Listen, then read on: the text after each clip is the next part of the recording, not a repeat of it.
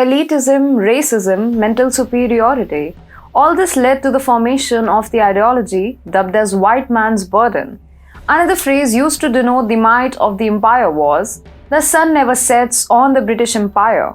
One of those who thought this way was Winston Churchill, who once called Indians as those of low caliber and men of straw. Well, you might be thinking that these are things of the past and have nothing to do today.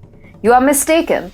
Britain is still meddling with internal affairs of other nations. The documentary, disseminated by the state-sponsored propaganda portal of the UK, the BBC, lies in deposition for the same.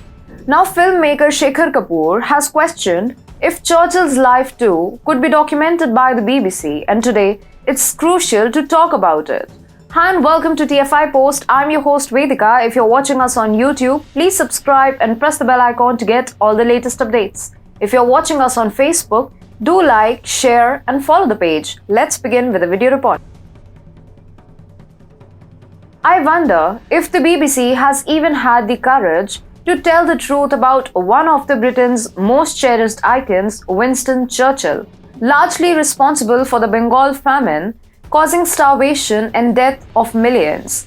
The first person to drop chemical bombs on those tribals, the Kurds. This is the statement of Kapoor. Well, for Kapoor and all those having the question, yes, the BBC has done a few articles on Churchill, including Winston Churchill, hero or villain. And another one being, Churchill legacy leaves India's questioning his hero status. Well, BBC will still take some time to blame Churchill for his deeds, or it may never do so, as bringing the truth out is not BBC's business. So, who was Churchill?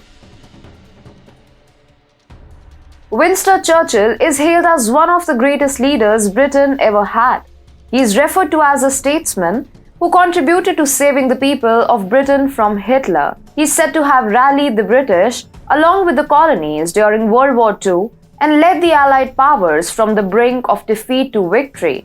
If we look onto the other side, Churchill comes across as a person who is responsible for the death of over 3 million people, more than 6 times the British Empire's casualties in the war. The Bengal famine of 1943 was the only disaster in modern history which did not occur as a result of drought and floods. Instead, it was manufactured by the Churchill-era British policies. In the years preceding 1943, food supplies to Bengal were reduced due to natural disasters, infection in crops, and fall of Burma. Despite this, Churchill kept on the exhaustive use of Indian resources for the war. London even kept denying urgent requests from India asking 1 million tons of wheat for months. This was done citing that sending food to India would reduce stockpiles in the UK and take ships away from the war effort.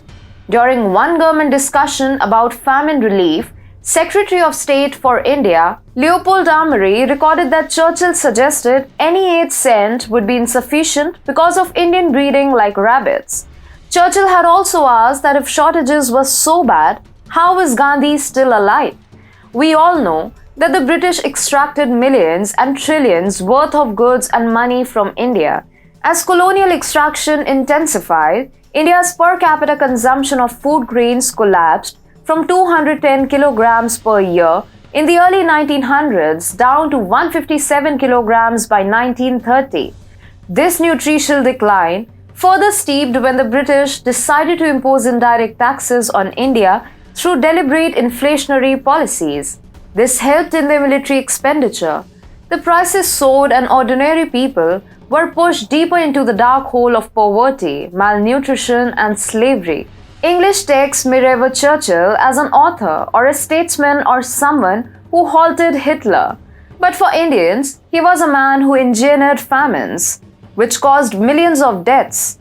Now it's the time India takes its history, in its own words, to the world.